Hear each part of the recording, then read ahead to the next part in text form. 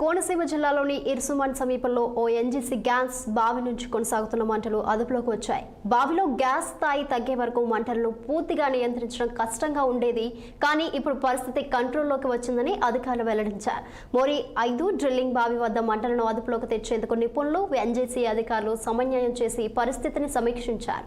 ప్రారంభంలో gas leakage, ఆ తర్వాత పేలుళ్లతో ఎగసిపడిన మంటలు ఇప్పుడు నియంత్రణలో ఉన్నాయని తెలిపారు.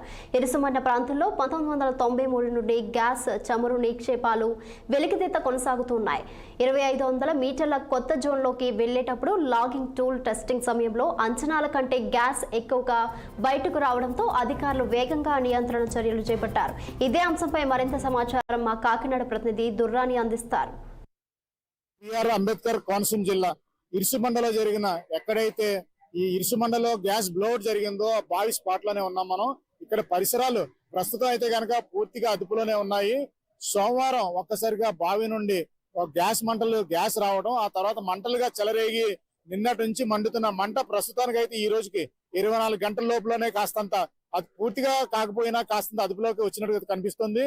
ముఖ్యంగా ఇక్కడ చూసుకుంటే కనుక ఇది డ్రిల్లింగ్ సైటు.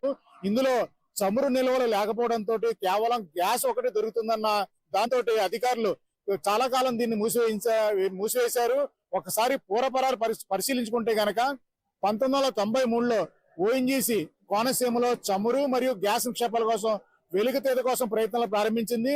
అందులో భాగంగానే అంటే విదేశీ పరిజ్ఞానంతో ప్రారంభించినప్పటికీ కనీస అవగాహన గాని సిబ్బంది గాని సరైనగా లేకపోవడంతో 1993లో ప్రారంభించిన దాంట్లో సరిగ్గా ఒక్కసారిగా ప్రమాదాలు చూసుకుంటే గనక ఇది 6వ ప్రమాదంగా చెప్పుకోవాలి.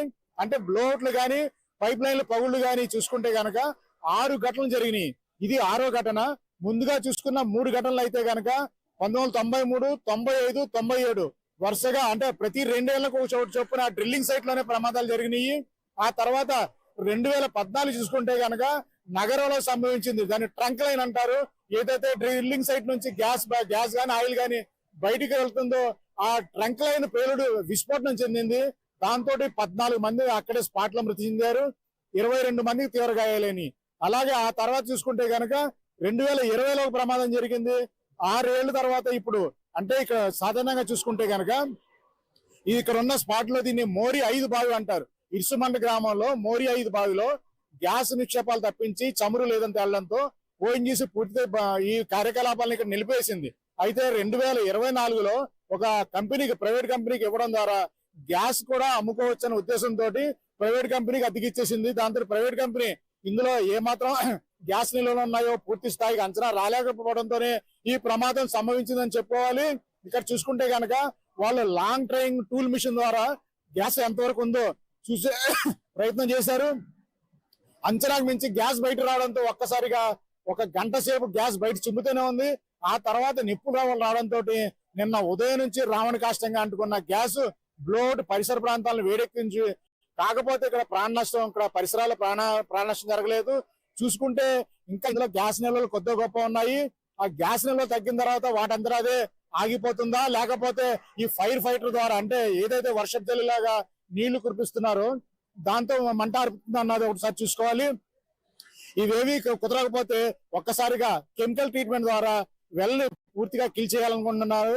అయితే ఇందులో గ్యాస్ పూర్తిగా తగ్గిపోవడంతో మంటలు పూర్తిగా అదుపులోకి వస్తాయి అధికారులు అంచనాకు వస్తున్నారు. ఇక్కడ చూసుకుంటే అధికారికంగా గానీ ప్రజాప్రతినిధులు గానీ పూర్తి స్థాయిలో ప్రజలను అప్రమత్తం చేస్తున్నారు.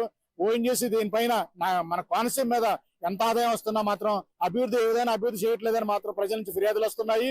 ఈ విధంగా చూసుకుంటే ఆయిల్ చమురు అంటే కార్యకలాపాలు నిర్వహిస్తున్నప్పుడు కంపెనీ మాత్రం కాస్తంత ప్రత్యేక దృష్టి పెట్టాల్సిన అవసరం, కనీసం జాగ్రత్త తీసుకోవాల్సిన అవసరం ఎంతైనా ఉంది. వీరిజల్ని సిన్నితో నదీం కందురాని ఇరుసుమండ ఓఎన్జీసీ స్పాట్. బాలరాజు గారు మాది ఎలమంచిలో సార్. నేను కరెక్ట్ గా ఇలాగ మన కాంగ్రెస్ సీన్ గారు కానీ ఆయన ఎగసాయం కుడుతున్నారు సార్. ఆడవాళ్ళు ఏమో 40 మంది ఊడిపుడుతున్నారండి సార్. మగవాళ్ళు ఏమో 20 మంది ఆగతీస్తున్నాం అండి. చాలా మంది జాలిదప్పటికండి సార్. దగ్గరికి 11:30 టైంకండి సార్ పప్పని పేలేండి గ్యాస్ అటు ఇటు లీక్ అయింది సార్. లీక్ అయ్యేటప్పటికి సరిగ్గా మాకు వైన్ చేసే వాళ్ళు పారిపోరు, కానీ కనీసం మాకు ఇంత ఇలా గ్యాస్ లీక్ అయింది చెప్పలేదండి. చెప్పబోస్తే మేము పక్కన కరెక్ట్ గా 1:30 మేము భోజనాలు లేచేటప్పటికి యాండ్ర సూనర్ ఆయనండి గేదె దూరకు వచ్చి మా సాలకాడ కట్టాడండి. కట్టేటప్పటికి రే గ్యాస్ లీక్ అయిపోతుంది, అక్కడికి వెళ్ళిపోండి అని పరుగులు వేసేటప్పటికి సేవలు వేయించి మేమండి జనాలు ఎగ్గొట్టేసాం సార్. ఆ జనాలు పంపించేసండి. మేము బండి వేసుకొని వచ్చేటప్పటికి సరిగ్గా నా బండి ఎక్కడండి మన వైఎన్జీసీ వాళ్ళు ఆపారండి.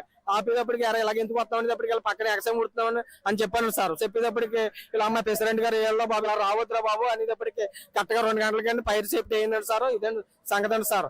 అందుకని వైఎన్జీసీ వాళ్ళు కానీ మా లక్వర్ వాళ్ళు కానీ ఎవరు పట్టించుకోలేదు సార్. మా ప్రెసిడెంట్ గారు తిట్టారండి. ఏంటి చాలా మధ్యన ఇలా గ్యాస్ లీక్ అయిపోతుంది కదా అని అండి.